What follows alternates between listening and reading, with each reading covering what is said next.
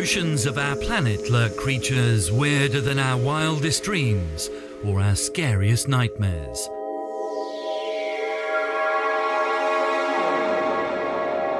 The vicious devil scorpionfish with its lethal spines. Filmed for the first time ever, a deep-sea life and death struggle. And this, believe it or not, is the longest animal in the world, longer than a giant whale, yet it doesn't even have a brain. Creatures that generate their own electricity. This one kills its victims with a high voltage charge. The strangest of sharks, with a snout like a medieval weapon.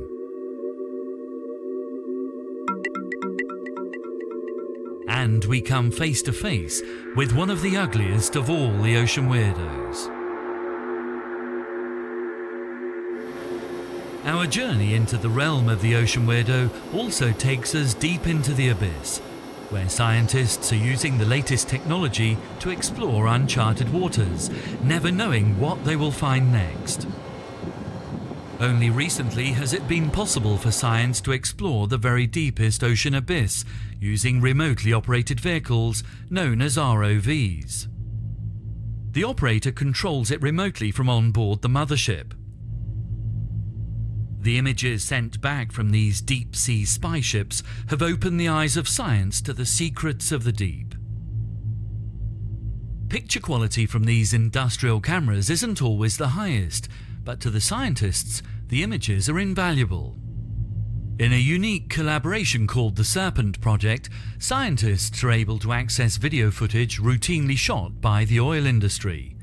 And Ian Hudson is one of the small team from Southampton Oceanographic Institute studying the strange creatures of the abyss. Already the project has achieved groundbreaking results.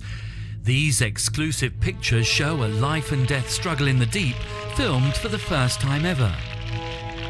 It seems the lights of the ROV have attracted great swarms of krill at a depth of about 400 meters. These in turn bring in schools of cod, the perfect prey for hungry monkfish lurking out of sight on the seabed.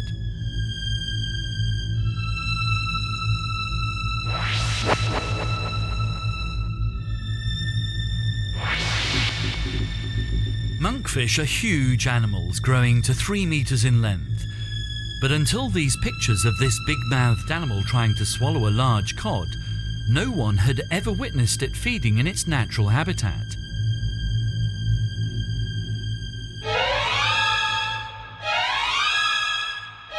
Scientists could hardly believe their eyes.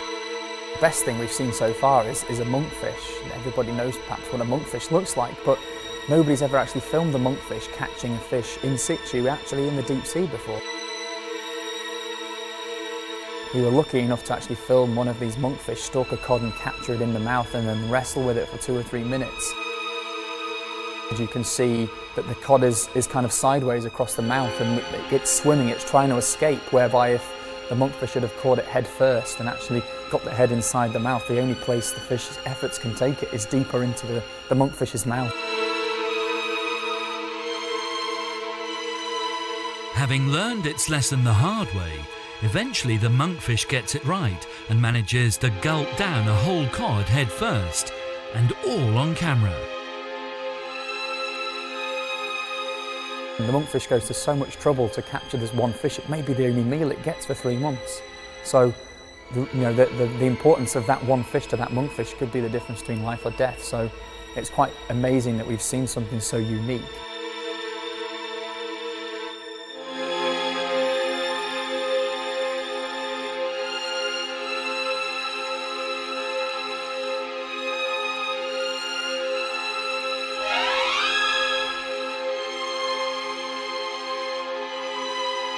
But you don't need to go miles beneath the ocean to find our ocean weirdos, and you don't need millions of pounds worth of equipment. They can be found in the shallowest of waters by recreational divers using just scuba tanks. This weird creature lives at just 20 meters below the surface of the Pacific Ocean.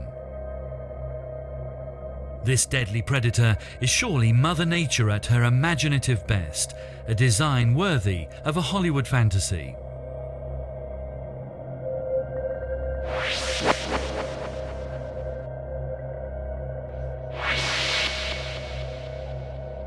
It's called an ambon scorpionfish, and it can't even swim.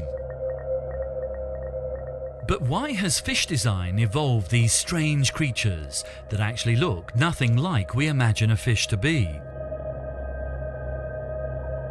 In the animal world, design or form is referred to as morphology. It's the theory that over millions of years, fish shapes evolve to suit the specific environment in which they live, resulting in some bizarre designs. This is another type of scorpionfish which clearly demonstrates extremes of morphology, having evolved the most vicious of spines. Again resident in shallow tropical seas, this weirdo nominee is almost gothic in design.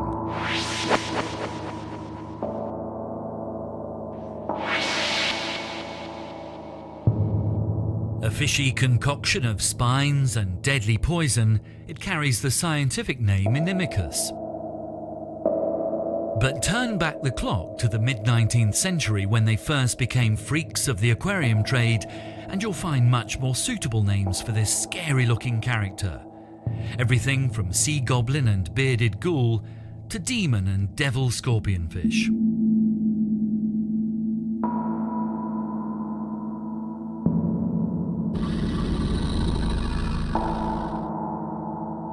With its antiquated array of hairy appendages and gruesome fins, it could so easily be the star in a fantasy film. The undersea equivalent, perhaps, of the horrid orcs in Lord of the Rings. Fitting when you consider the real meaning of Inimicus is the enemy.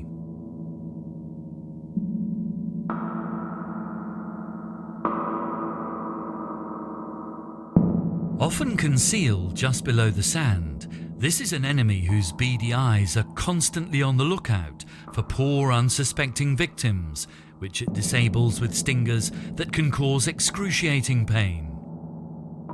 No wonder they can amble along unglamorously using their fins like feet without worrying about becoming a meal themselves. A very distant but equally menacing relative is to be found many thousands of meters down in the deep sea.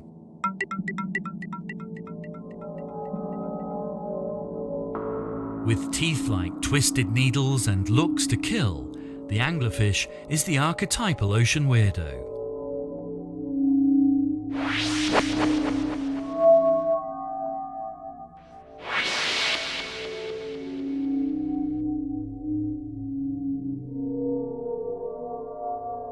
This is one of the specimens collected from the ocean abyss that scientist Tammy Horton studies in the lab at Southampton.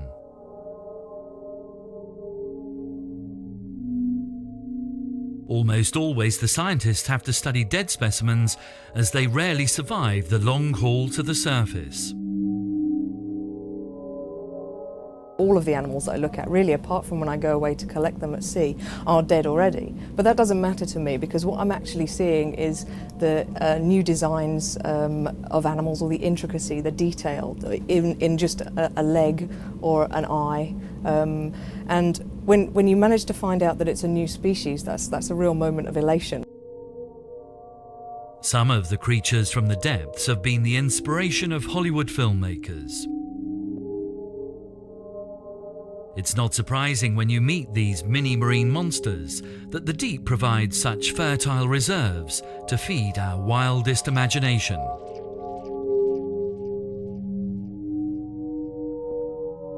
This tiny specimen is an amphipod, the very creature that inspired one of cinema's most terrifying creations.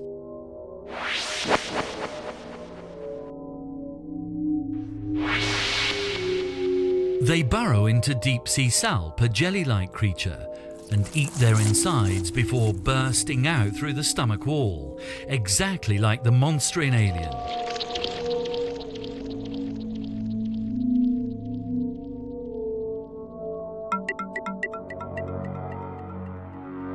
Ugly, bizarre, lumpy, hairy, warty.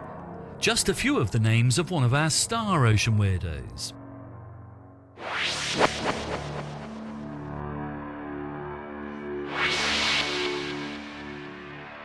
This is the frogfish, a tropical marine critter that lurks in among the rocks and reefs, just waiting for a meal.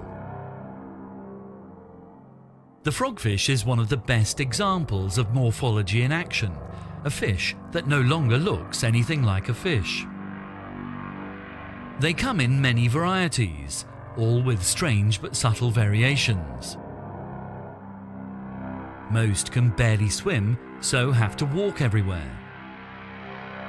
They have no shell or spines to defend themselves, so rely on their amazing camouflage as disguise from potential predators.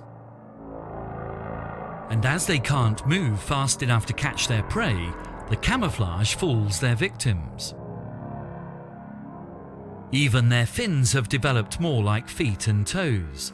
They've almost entirely lost their ability to swim like normal fish, so actually they prefer to walk. Some have strange appendages which help them blend seamlessly into the background. They might look like little grumpy old men of the sea, but when it comes to conserving energy, they're the supreme masters. Frogfish like this hairy pinkish specimen take camouflage to new extremes. Almost every square centimetre of its body is covered with fleshy nodules, enough to make our skin crawl.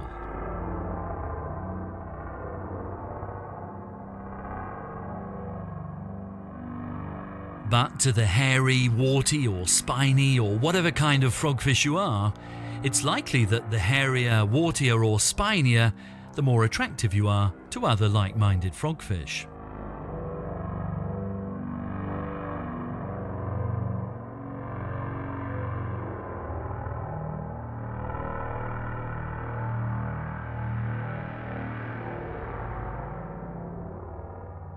When you see those fantastic adaptations that they have, when you see animals which have really pushed their morphology away from that standard fish shape towards something really extraordinary that at first sight doesn't look like a fish, but actually it's because it's evolved from that standard fish form to do a particular task. For example, the frogfish, the way its body shape is no longer looks like a fish for its aggressive mimicry, for its camouflage, so that it can stalk prey and prey will approach it so it can feed on it.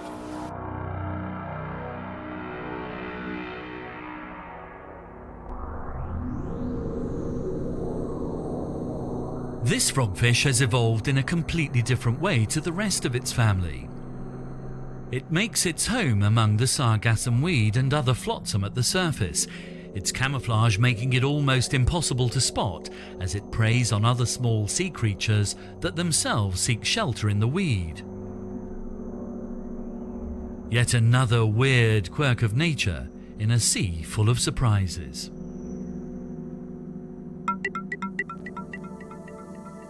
To ensure survival in the dangerous tropical waters of Australia, the leafy sea dragon has perfected the art of camouflage with the exquisite and delicate prowess of an eccentric fashion designer.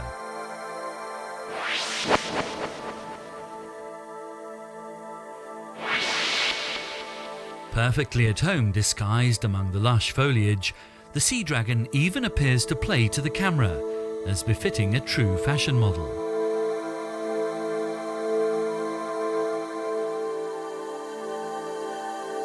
The crab is a voracious predator, and others lurk close by.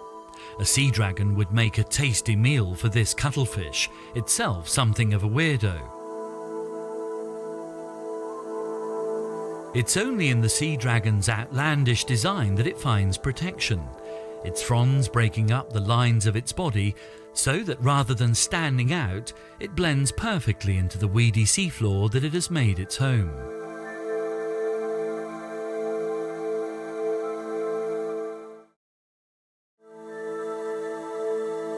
If you just saw one removed from the environment that it lives in a empty, just a plain aquarium, it would look the most fantastic and unbelievable creature.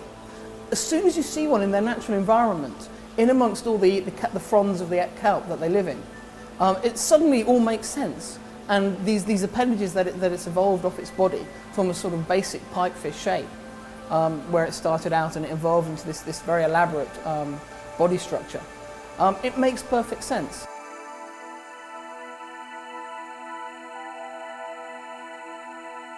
Sea dragons are among the best camouflaged animals in the ocean. They're also protected by law in Australia. Ironically, the very design that gives them camouflage in their undersea environment has made them desirable collector's items to man.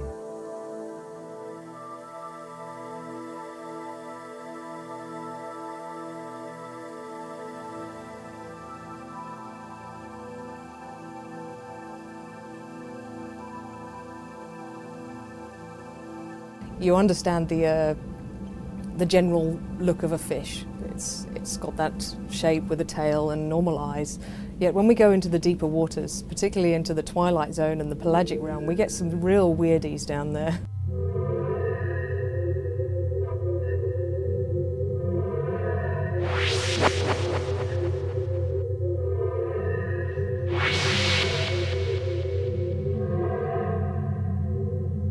These pictures of a bright pink sea cucumber in full rhythmic display are among the latest to be beamed back from the depths, thanks to the Serpent Project.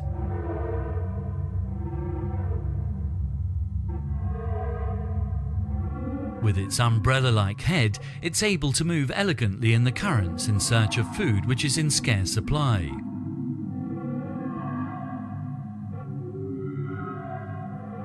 This is a classic example of a deep-sea creature perfectly evolved to make the most of its environment.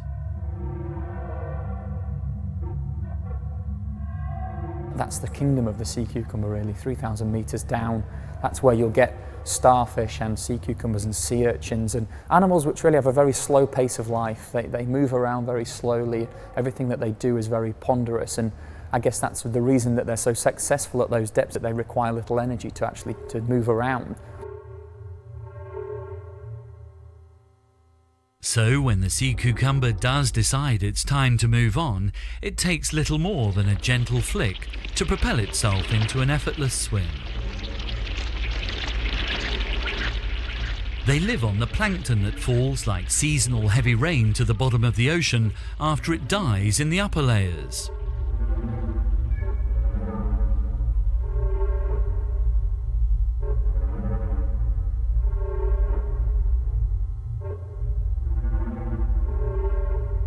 As for how they reproduce, more study is needed, but it's thought some are hermaphrodites, possessing both male and female sex organs.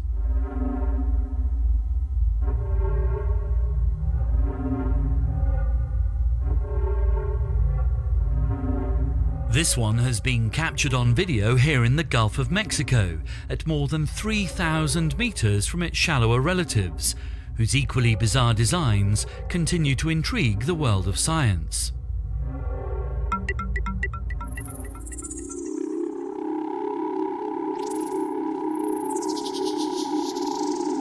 Sea cucumbers are also found in the shallows. Here at least, their spawning is easy to observe.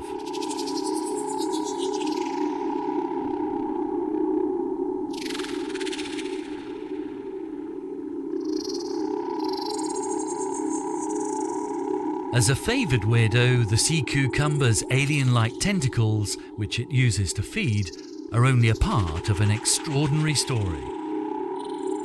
Remarkably, considering that it does nothing but go round eating the waste of everything in the sea cucumber has most to fear from man.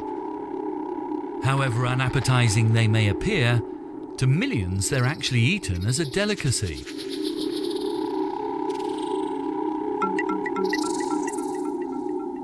But you wouldn't want to eat another weirdo which similarly spends its life crawling over the seabed, devouring everything in its way.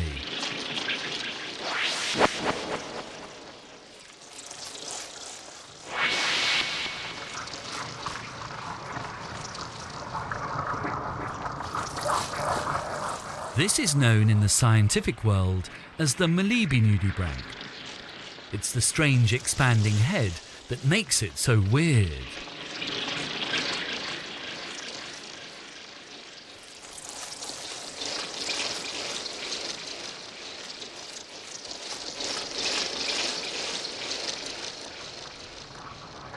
It goes round using its stretchable mouth like a vacuum cleaner to hoover up its prey, literally anything that gets in its way. But mostly it lives on small crustaceans, fish and plankton.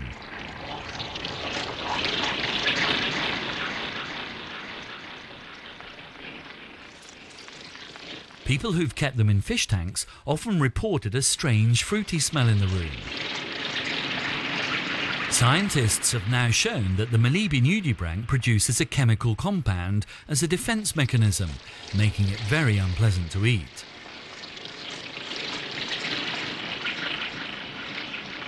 Weirdness isn't always about the look of an animal. Some creatures develop ingenious ways of defense and attack, which are literally shocking. These are the animals which have managed to harness the power of electricity. Take the example of the electric scallop. They use pulses of electricity as an effective deterrent to predators. But if it's real power you want, watch out for the electric numray. Not only can it strike with deadly effect, but the poor unfortunate victim is zapped with more than 200 volts of electricity, the equivalent of most domestic supplies.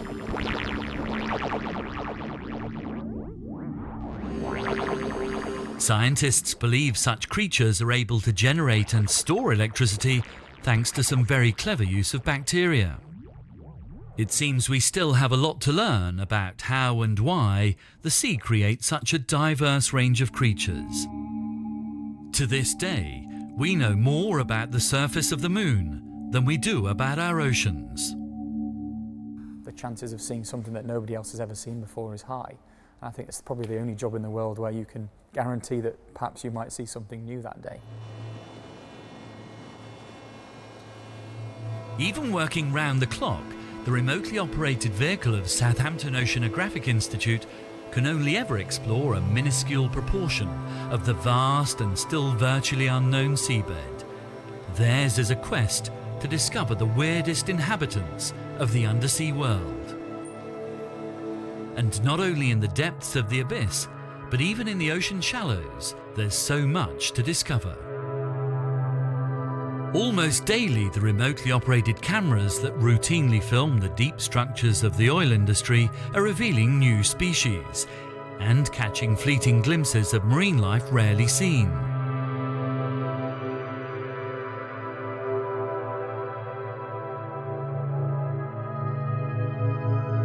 In the pioneering collaboration of the Serpent Project, the scientists are being given access to the footage from these cameras.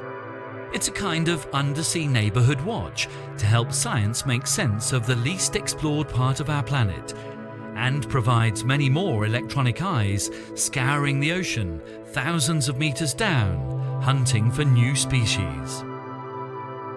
If we can even get a small amount of images and footage back from, say, half of these vehicles across the world, the chances are we'll stumble across some things which are quite amazing. So I think it's just increasing the chances of seeing something weird or increasing the chances of finding something new.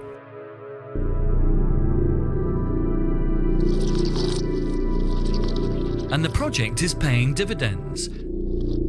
At a depth of around 400 metres near the Shetlands off Scotland, the remote camera belonging to BP is again being put to scientific use.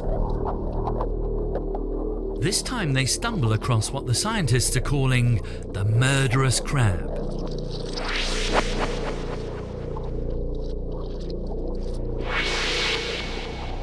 It's devised a brutal way of devouring its prey. Having caught one of the krill attracted by the lights of the submersible, the murderous crab uses its small but powerful pincers to decapitate its victim. Only then can it manage to eat its meal. Scientists who watched this grisly feeding method found that the murderous crab was successful in 1 strike out of every 10. Once the krill is caught, death appears to be a certainty. There's always this arms war going on with, as the prey develop better defences, so the predators have to invent more ingenious ways of catching them and become more highly evolved in order to grab those prey and make the most of the opportunity. With the video slowed down, we can see just how violent and deliberate the execution is.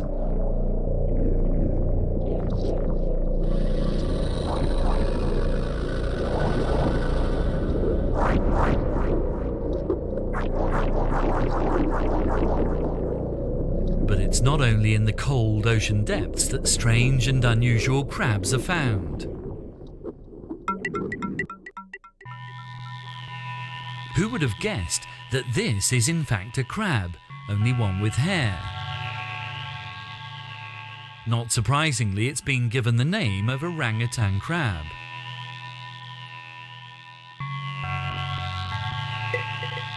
And these weird skeletal creatures are also species of crab that have evolved over time to fill a specific and specialised undersea niche.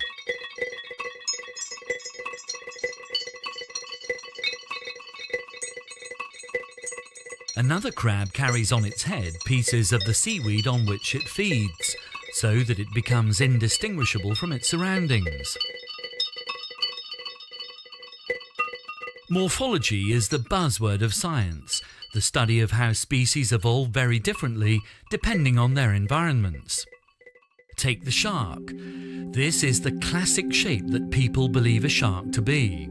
Streamlined body, sharply pointed head containing rows of sharp teeth, gliding through the ocean on fins like the wings of a fighter plane.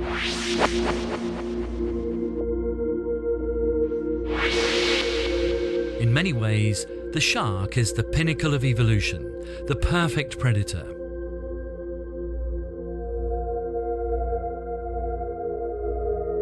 But there are many variations on the shark theme. The hammerhead shark has evolved with eyes protruding at the most extreme points of their bizarrely shaped heads.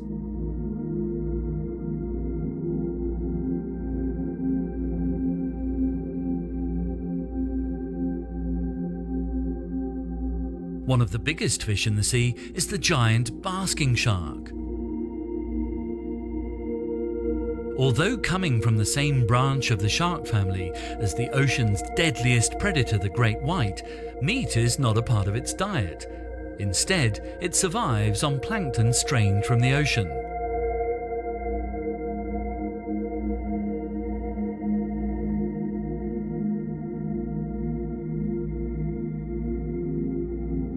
Then there's the thresher shark with its long, sweeping tail as long as its body. We still can't explain why these sharks have evolved in this particular way.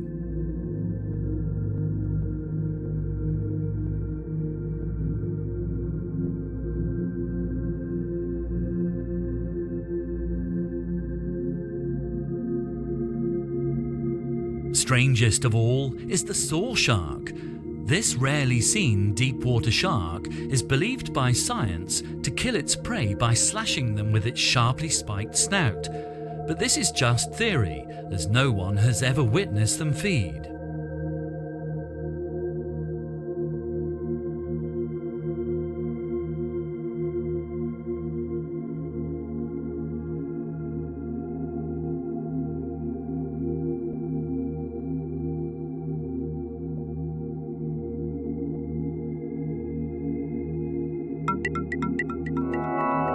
The warm, shallow tropical reef is a kaleidoscope of colour.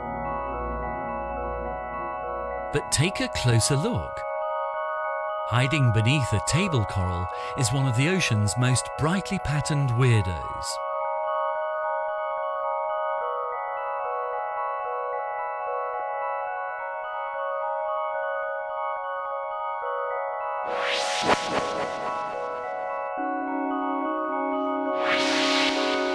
The Rhinopeus is the holy grail of fish for underwater photographers. It's another member of the scorpionfish family. While other scorpionfish rely on their protective spines as defense, the Rhinopeus's bright and varied color patterns and lacy appendages help it to blend into the rich colors of the reef.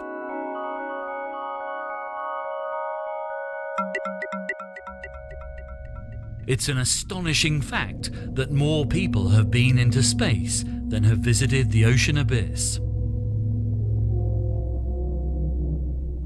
2.5 miles below the Atlantic Ocean, a submersible is going to visit the world's most famous shipwreck, the Titanic, which a deep-sea weirdo has made its home.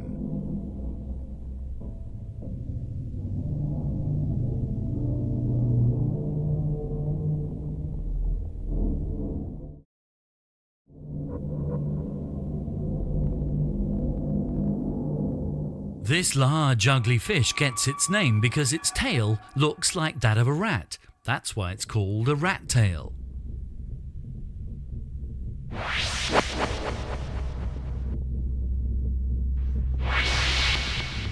It patrols the deep oceans of the world in search of animal carcasses rotting on the seafloor.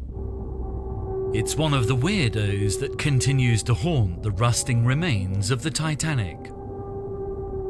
The rat tail even made a cameo appearance in the blockbuster Hollywood movie. Now here's a weirdo fact. Some scientists reckon there are 10 billion rat tails trawling the deep sea. That would mean there are 3 times more rat tails than people. From the grey, colourless depths of the ocean where sunlight never penetrates to the bright, vibrant colours of the reef.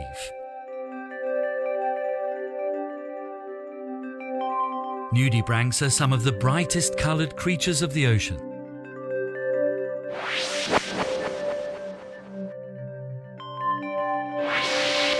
Believe it or not, there are societies all around the world dedicated to studying these strange but unintelligent life forms, which come in a range of exotic shapes and sizes.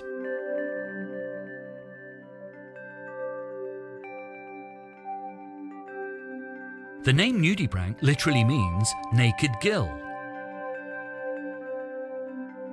This is the part of the animal that looks like a small flower. They actually carry their gills outside their bodies rather than protected within. Their diet helps them perform another weird evolutionary trick. Immune to the poisons in the sponges on which they feed, they use the toxins in their prey as part of their defense and copy the colours for camouflage purposes. Another bizarre twist in their morphology has resulted in the solar-powered nudibranch.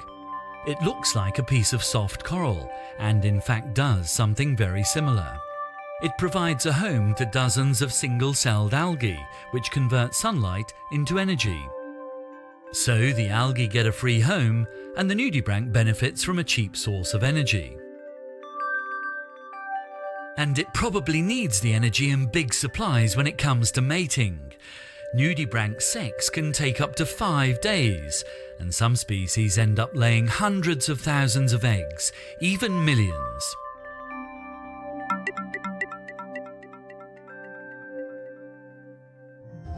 Now this weirdo is one of the ugliest and deadliest fish in the ocean.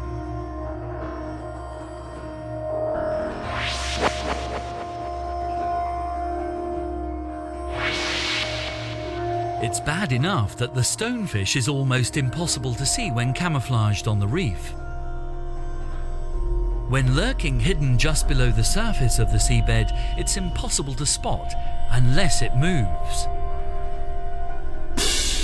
But make the mistake of standing on one, and the consequences can be as dreadful as falling victim to a medieval plague. That's because these obnoxious-looking critters have venom to match their cosmetic disfigurement, a venom so toxic it can cause liver failure, paralysis, even hemorrhaging. They say beauty is only skin deep, but the stonefish seems to have gone out of its way to defy the laws of attractiveness in the realm of the ocean weirdo. Isopods are primitive creatures that in various forms are found both on land and in the ocean. In the lab at Southampton Oceanography Institute is a deep-sea giant of the species, nicknamed Darth Vader because it looks so much like the evil character in the film Star Wars.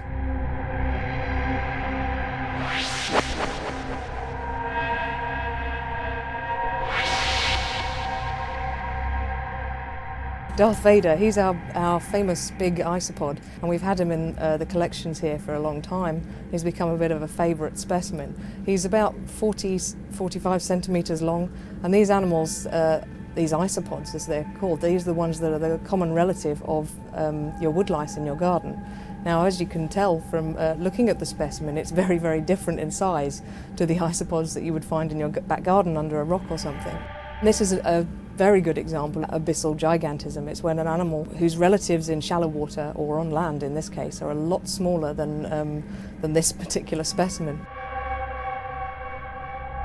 It's fantastic to see something so big, and to know that these animals can survive and be to such great sizes, that they've been successful.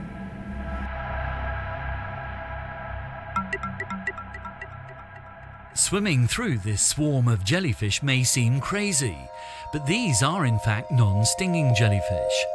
Other relatives of the jellyfish have evolved even more bizarrely. Believe it or not, this creature can grow to a greater length than any of the big whales. Some of the biggest grow to around 40 meters, making them the longest creatures in the world.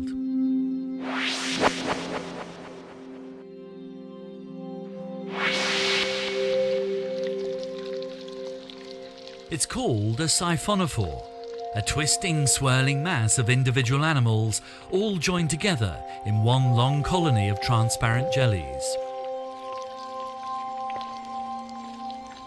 Amazingly, they all seem to have specific roles, from those at the head and tail whose job it is to create movement, to the dozens of other body parts which are responsible for eating and reproduction.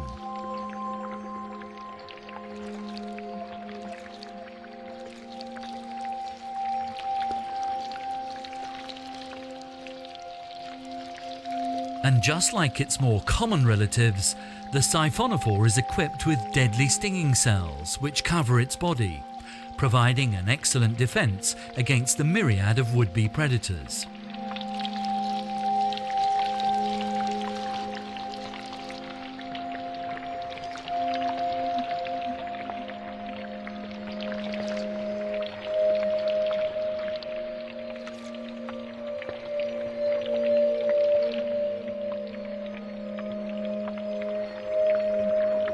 A weird and rare giant of the ocean.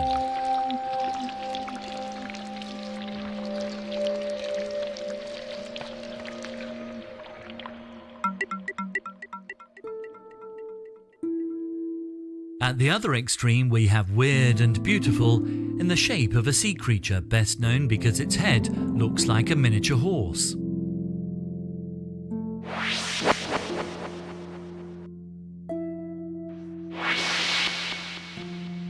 Seahorses are gorgeous, delicate little animals whose weirdness comes from their unusual anatomy. In the dim and distant past, seahorses were considered freaks of the sea, even mythical beasts that transported the gods on their horse-like backs. They are in fact fish who just happen to have evolved heads uncannily like their terrestrial namesakes. But today their strangeness is more attributed to their highly unusual breeding behaviour.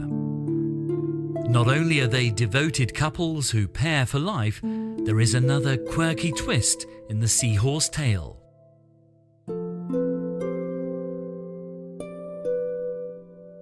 For it is the male who takes on the motherly role of pregnancy, which lasts for up to 3 weeks.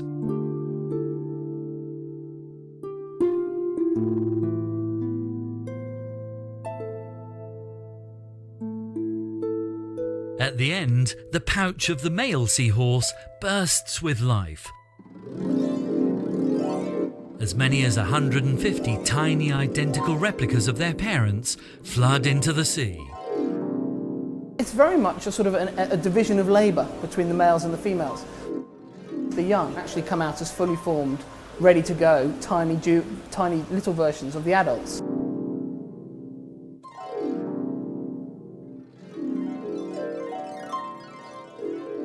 You stare in wonder at how well evolved they are to their particular niche in the ocean and how they're able to get the most out of that.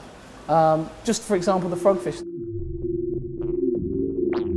The frogfish is indeed one of the best examples of how animals have evolved in a specialised way.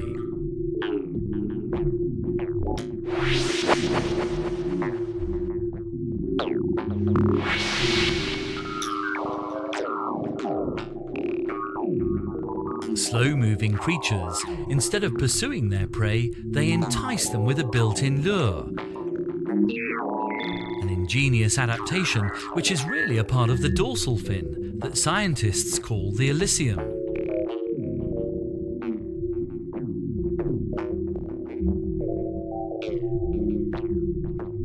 In fact, it works exactly like a fishing rod.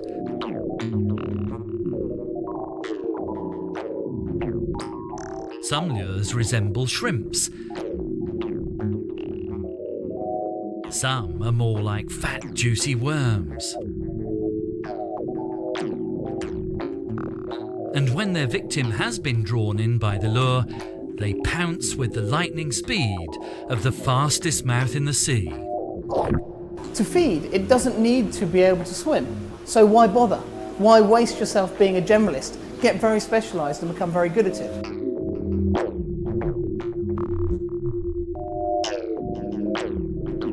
The way it hunts is to stay still, wait for the fish to come into the target range. And of course the frogfish have their own special way of encouraging fish to come into that target range. And then to pounce.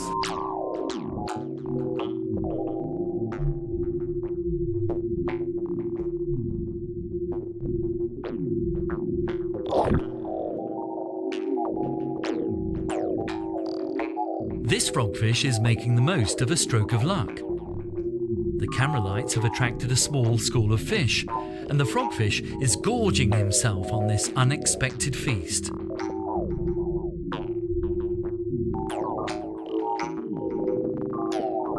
And look at its stomach.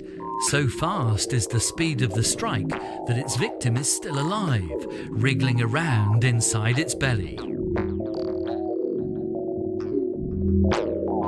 Despite being gorged, the frogfish still tries for more.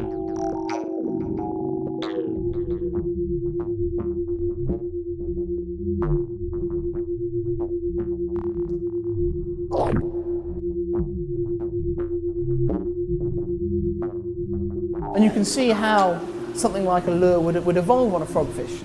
Frogfish, perhaps many thousands, millions of years ago, would have had a sort of slightly longer first dorsal spine, and actually as their dorsal fin waved in the current, that was attracting fish. Those frogfish did better, and the ones with longer and longer dorsal spines evolved into the wonderful structure you see today.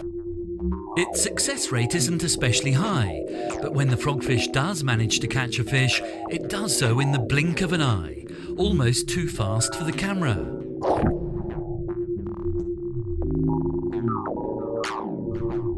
Only by slowing down the picture do we get an idea of just how fast the frogfish can gulp its prey. A true ocean weirdo in every sense.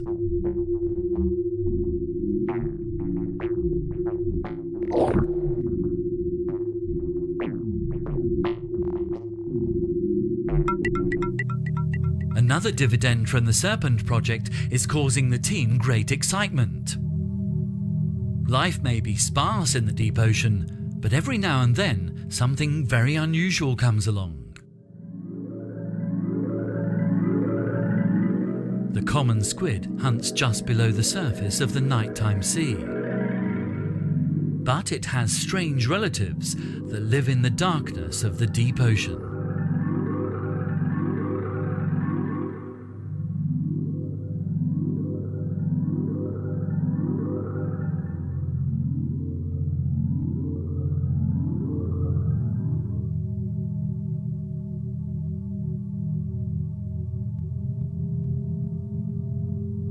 Spotting something moving near the leg of an oil installation, the camera zooms in for a closer look. Could it be a major discovery? The fact is, this deep-sea squid has only been seen a handful of times before.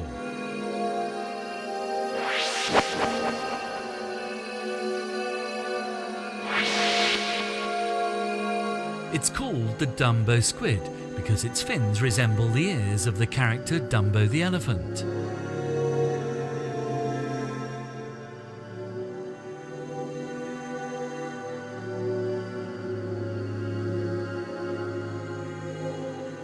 you've always got a good idea perhaps what you might expect to see. So when something does come past the screen that is unique, I think everybody just gets so excited because you know that what you're capturing is unique and you know that what you're seeing is the first time that it's ever been seen before.